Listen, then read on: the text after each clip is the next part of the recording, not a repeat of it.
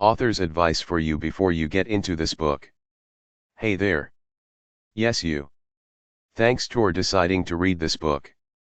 Here's a few tips that you should take into account before reading. I'm sure they'll help you decide if you will continue reading or not. I understand that people have preferences and I begrudgingly suspect that. Ahem.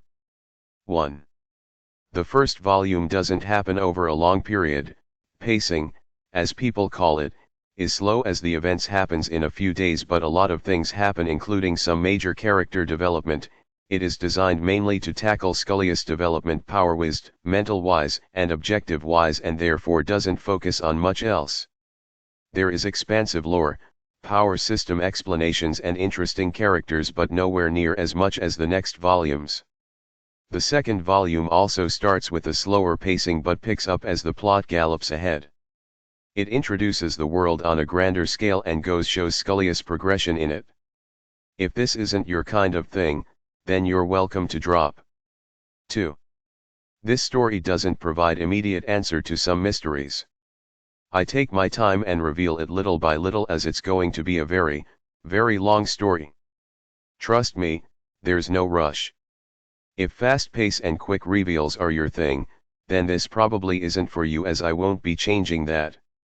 3. Every major event that happens to the MC or that he does, has a reasonable explanation that will be revealed at my discretion.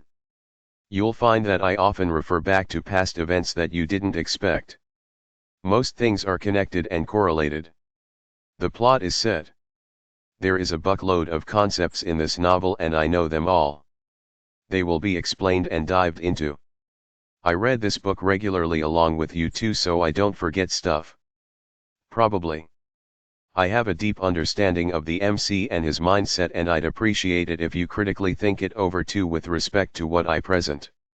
You're not prohibited from jobbing your own view of the characters, but I'm just saying. 4. It can get brutal. Bloody, gore, hateful and all kinds of things. There won't be a harem. For Scullius at least, and he isn't exactly a lady killer. Romance will feature far into the bubble, but not too much or cringy. 5. This is not a perfect story by any means. I love it and appreciate it, but I don't think it's the best work on the platform or anything, yet it's my baby, so I'll support it. Every character I've created has a purpose, every creature are unique in one way or another. The world is expansive and entertaining, I think so at least, but it's inspired by a lot of other things. It can get tropey or boring, but every arc has some spice and a meaning. The MC will grow and learn over the course of this huge journey, so don't rush him. There's no overpowered tag. With that, thanks for reading this. Love y'all.